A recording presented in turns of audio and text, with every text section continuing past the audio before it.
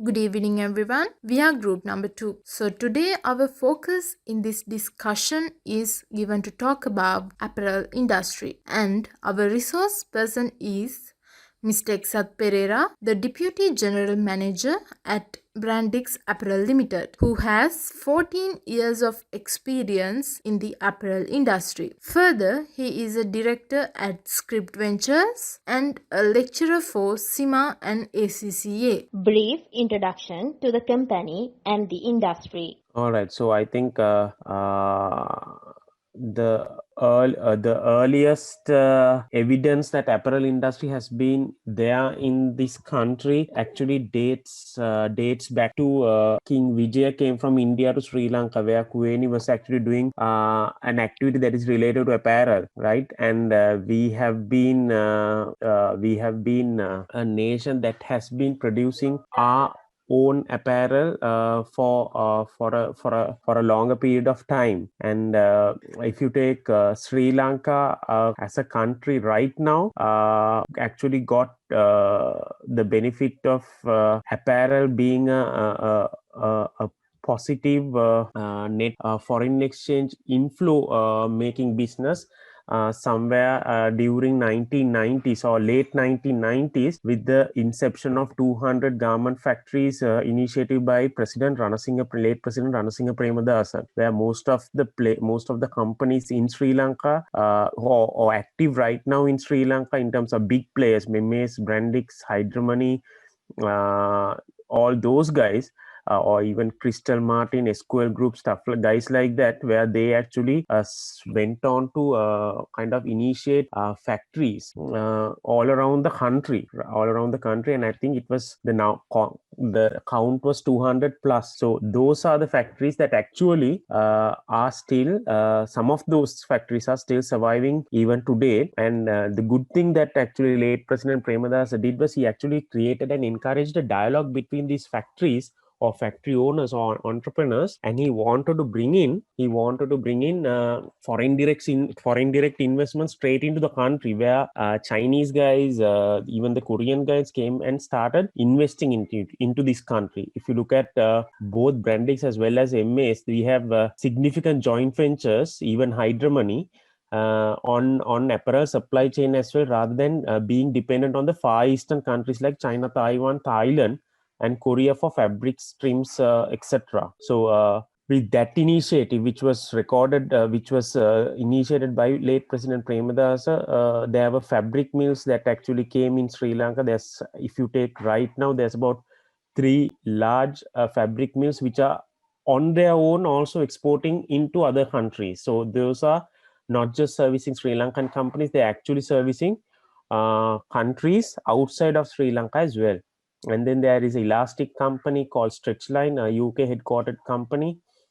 There's a lace company called Noyon, and recently Brandix entered into a joint venture for polysynthetics fabrics, as well as another lace joint venture. So if you look at these two, three companies, even though they are managed by families or kind of run as family businesses, they have actually even though they are owned by families, they are actually not run as family businesses. They are actually run as public quoted companies. All these three companies have executive director board as well as a non-executive director board. Executive director board reports into the non-executive director board. There is strong governance, controls, and compliance functions that are established. There are specific directors with specific responsibilities, and the line of command or the chain of command is thoroughly visible. Having said that, if you take industry as a whole, I think I think it actually provides direct employment for almost 300,000 people directly, and then probably more than 1 million people indirectly. I'm talking about people who are directly employed as people who are on the payroll of these companies. Apart from that, there are people who are getting livelihood covered in terms of transport service providers, security service providers, then consumable service providers, then people who come and do repair and maintenance work, people who provide petroleum or certain fossil fuels into these factories, people who come and clean this or janitorial services, various stuff. So and the amount of CSR that has gone into this gone into the society or to the country from these companies has been enormous, right? Now all these things are done with the without not even sometimes the governments or regional provincial councils asking them to do so. This is actually initiatives that have been coming from their own. Now I assume all of you would be listening to news, and you all would have listening to some of the vibes that has been going to across Brandix. I'm not kind of trying to cover up a story, but if you take there's a lot of negative reputation that actually took place when this second COVID wave hit Sri Lanka somewhere in early October, and the blame was actually put on to Brandix. But little do we know that when the first attack came in, when the first COVID wave came in, Brandix was the first company to give 400,000 of liters of hand sanitizers to entire Ministry of Health, and that was not requested by anyone, right? So these are and I'm sure MS or Hydromani would have done certain things like this. So there are certain initiatives that people don't even know, right? And when the first wave actually hit, we completely shut our operations in Punani facility, in Punani center, and we created that as a hospital purely through our own expense. And then there was a warehouse somewhere in Rambukkan area. We converted that again as a hospital, and this was actually gave as gifts for the government just to take care of the COVID-19 patients. So see, what we see is as the vibe in terms of apparel industry is good, but then entrepreneurs are actually making money at the expense of the poor garment workers is actually something that we want to kind of eradicate. But sadly, the education system in Sri Lanka is actually going behind what is popular rather than what is right. So in that case, you can't actually change the herd, right? So apart from that, I think Sri Lanka's highest net export income earner is actually again apparel industry. Apart from that, like I said, it actually provides a lifeline to more than, I think, almost 1.5 million in terms of active workforce. Performance of the company before the COVID-19. So say in terms of, I would say something like this, in terms of business growth, we actually had a lot of momentum kind of coming in. Actually 2019 would have been a great year for us. 2019 could have been a great year for us because Sri Lanka, somewhere in 2018 December, we were just named as the best place to travel, and we had heaps and heaps of visitors that wanted to kind of come to Sri Lanka. But sadly 2019 April, there was a terrorist attack, and then there was a travel ban, and government at that time didn't take much initiative to kind of lift the travel ban, even though there were relationships formed between European Union, where we actually went in for a travel ban till about late September, late October. And then there was the election. People don't want to travel anyway, right? Where we could have actually capitalized on that, mode. And then we were slowly recovering, and then COVID-19 took place. So I would say 19 could have been a far more better year. If the potential was 100, we saw as an industry we were almost at 70-75. But sadly, unexpected events took place in terms of April Easter attacks and stuff like that, and then we were very much lethargic in terms of lifting the travel ban at that time, the government. So which costed us, I think, millions of dollars of business. And some of those businesses at that time, if you look at the US president at that time, Donald Trump, was extremely optimistic of removing manufacturing from China, and almost all the retail brands in US as well as in European Union wanted to remove their manufacturing from China and to place it in India, Sri Lanka, in the South Asian subcontinent, where we lost the plot. And I think some of it went to African as a result. So I would say still there is momentum. There is still momentum, but not to the level that we expected it to be in 2019.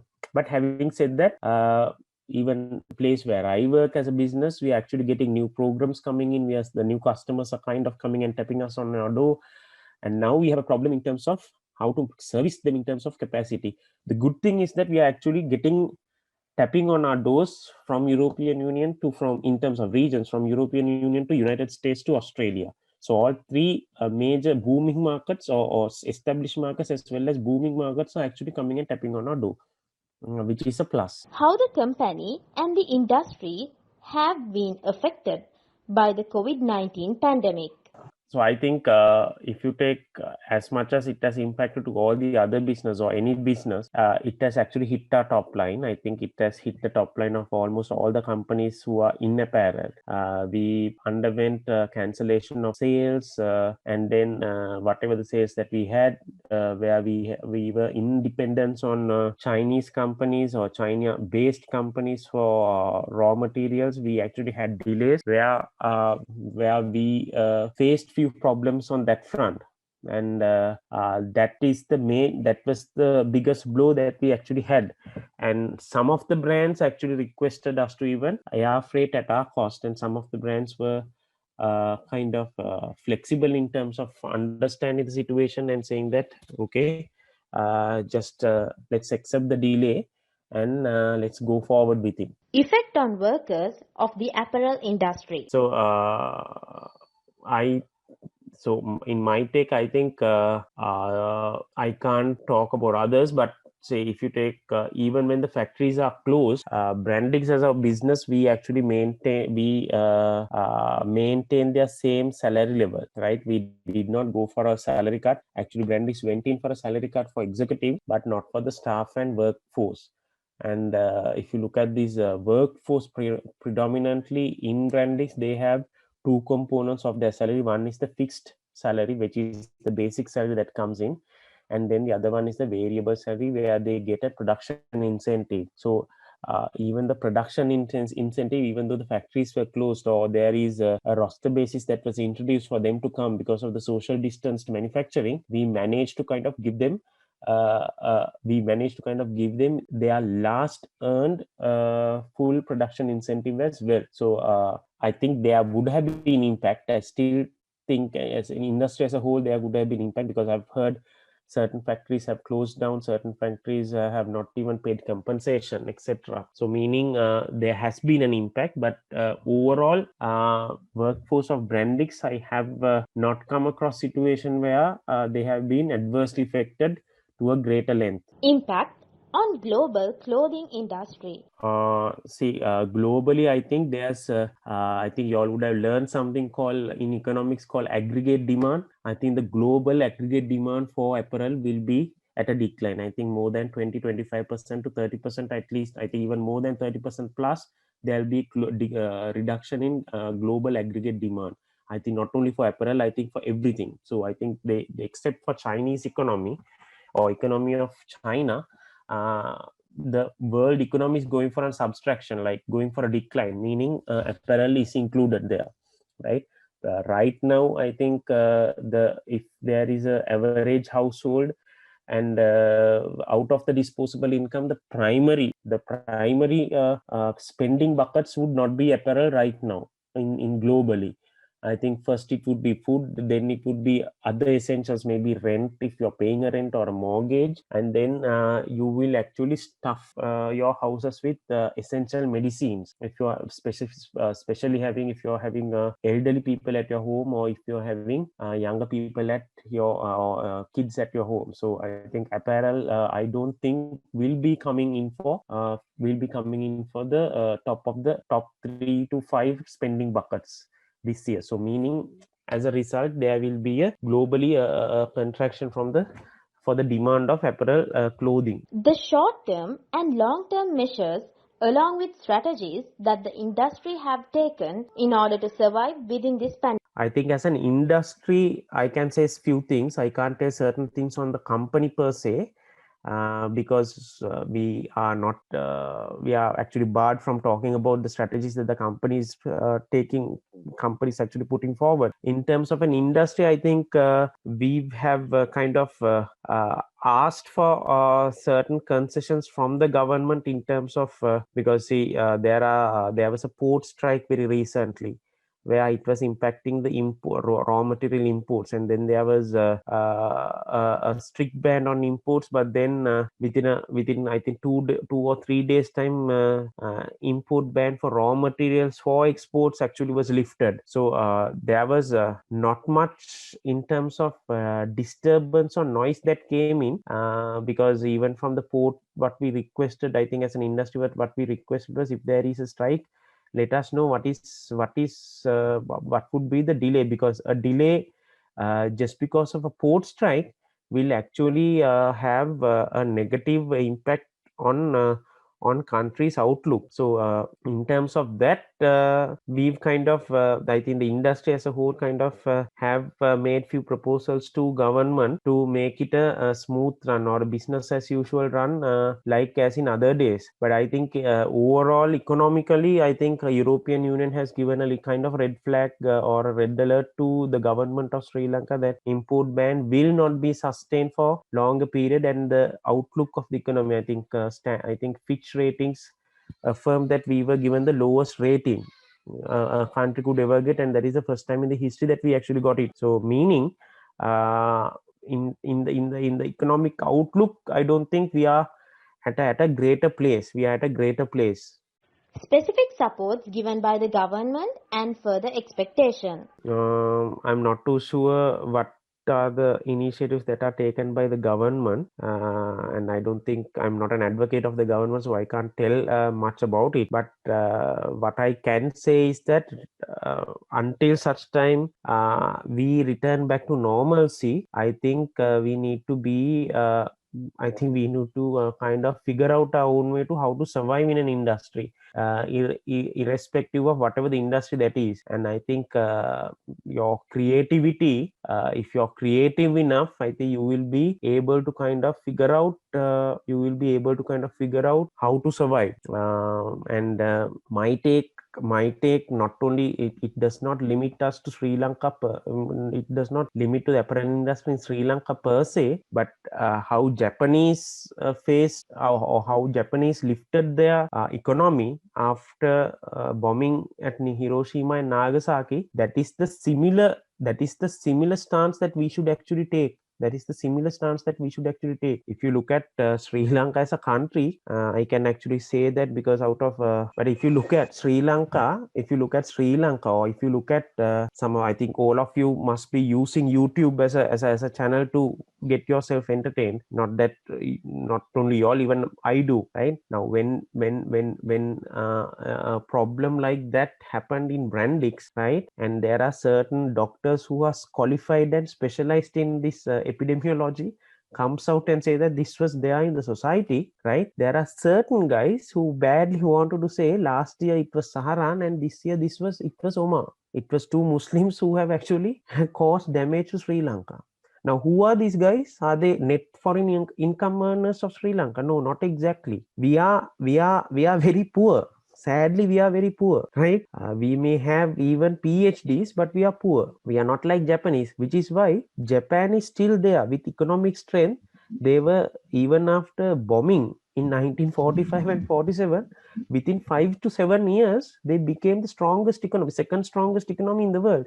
And that position they held until recently China came in. I think probably 5-6 years ago, China became the second strongest economy. So we are sadly we are nowhere close by. Right? I don't know.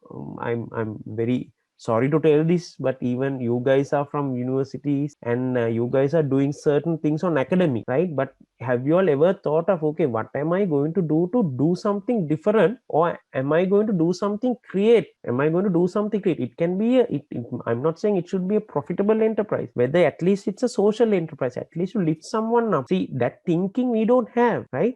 Which Japanese had, right? Thankfully they had, right? And we are talking we are talking even it's boosted up by politicians 85 to 95%. We are saying, if you put up a picture and backdrop is a Sri Lankan flag, we think that that bugger is a what? Great patriot of this country. Great patriot. If he's Sinhalese, if he's Buddhist, it's a great patriot. No, it doesn't happen. It doesn't happen. Now that's how Japanese did. Now they said, okay, look here, we have to work 16 hours. We are given 24 hours, 8 hours only we are going to sleep. And the country stood by it. No, country stood by it, right? Are we there at that stage? Not even. Not we are not even at zero. We are, I think, at -100 level. Now so many things has happened, right? We are actually not even, we have not even come to zero. If Japanese are at 100, we have not even come to zero, right? That is the problem now. But I think effectively how you should face a pandemic is actually the, I think, what has, if we can look at the examples in the history, we can actually look at only Japan, to be honest with, right? How they survive after being bombed twice within the same year, purely through working hard. And that work culture is still there in Japan after 55, 60 years also, it's there in Japan. But do we have that? Sadly no. Do we have that in Sri Lanka? Sadly no, right? There are beggars who would have a mobile phone and ask for $100 or $50 purely because they want to put a data card and watch some YouTube. We are not thinkers, no. We are not a nation of thinkers, sadly, right? I don't know what has happened to us down the line, but I think we, for this year, any industry should be playing for survival strategy, right? How Japanese did. They survived for 5 years. They said, okay, we will feed the nation and we will survive somehow or the other. And their next breakthrough in terms of electronics and Toyota cars and how to export and etc came after that survival. So I think for us, we should also go forward with that. My personal take is that. Forecast for the coming years. I would say, I don't know whether the industry can do much about it, but I would say, for any, if you are studying business as your undergraduate degree, if you are a businessman, right, you must, if you are investing money into a business, the primary objective of you is to make sure whether you can gain a return, or whether you can get a return on investment, right? And that your wealth will get multiplied, right? Whether you will have your wealth multiplied, right?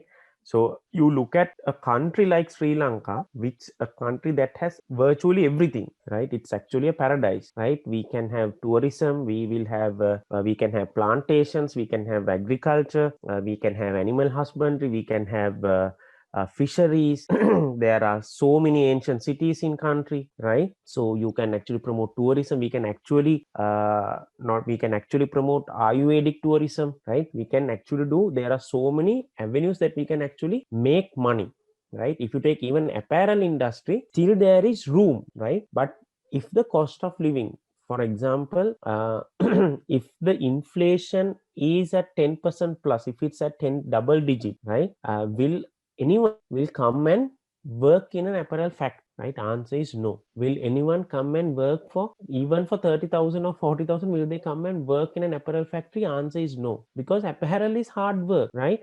Now, is there a process where you can actually do image building, right? Not exactly. Number two, whether sorry, whether our price levels for essential goods and services, will it remain intact? Answer is no. We don't see it like that, right? So meaning, do you think that for any investor from a foreign country will come and invest in Sri Lanka, right? So technically answer is no. It's actually, again, whoever, thankfully, all these businesses or Brandix, MS, Hydromony, they have been in Sri Lanka for some time, so they will continue to kind of invest. But having said that, all these three companies have vested interest in other countries as well. If you take Brandix has invested in Bangladesh, Brandix has invested in India, Brandix has invested in Cambodia, Brandix has invested in Haiti. MA is the same. They are in India, they are in Bangladesh, they are in Indonesia, they are in Haiti. They have even invested for a factory in America, North Carolina. Hydromony the same. Hydromony has the biggest factory in Vietnam, right? So and Hydromony also is in Bangladesh, also in Africa. Ella Clothing the same. They are in Africa. They are in Sri Lanka. Now, if you look at it, even the Sri Lankan entrepreneurs think that look, potential lies outside of Sri Lanka, which is we can't blame them, right? We can't blame them because this country is not attractive, right? This country is not attractive.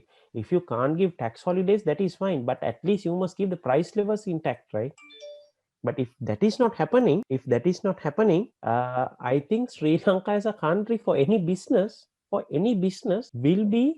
will not be a country where investors will try to kind of flock in, so in a situation like that, I think not only apparel, for any industry, Sri Lanka is not an ideal place to be in. Appropriate actions to be taken further in order to survive through such incidents. Okay, I think I have covered, Saji, the parts and bits and pieces of it. I think we must actually have a change in our mindset, right? We must have change in our mindset, right? We are actually we are much worse than some of the African nations right now in terms of our mindset, right? We are actually going back to an era, and I'm not blaming the government 100%. I think it's to do with the people as well. I think all of us in this call are also responsible, because at one part of our lives we have been fueling that, right? Look at we are how much of stupid are we?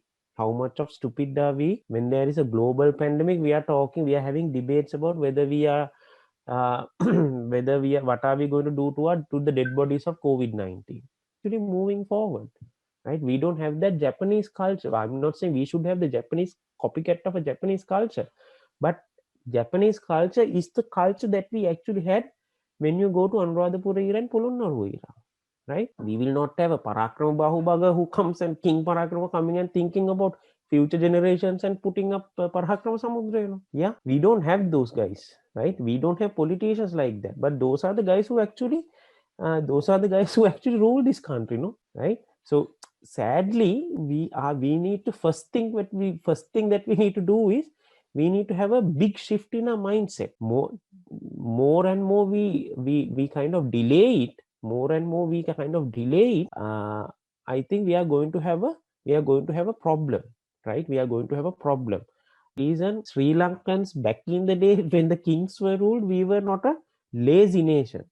But right now, we are a lazy nation, right? We like to spend hours and hours in terms of what? Watching YouTube videos, watching these Devanini, more stupid things like that. If you look at what is happening in Sri Lanka, it's actually media companies who control it. So as much as we move away from it, you will get yourself enlightened, right?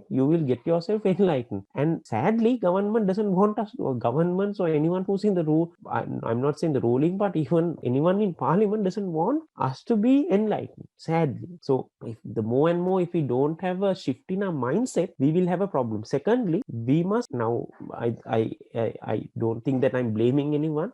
Even for you all, if you all are doing this exercise, and if you all are planning to do this finally a degree or whatever, and then get done with your qualification, don't stop learning, because that is the biggest self damage that you can do for yourself, right? We have a mindset where mother and father are saying to the educated daughter, දැන් ඉතින් මේ වැඩ කරා ඇති, දැන් මේ ඉගෙන ගත්ත ඇති, දැන් ළමෙක් හදලා ඉන්න ගෙදෙට්ට වෙලා.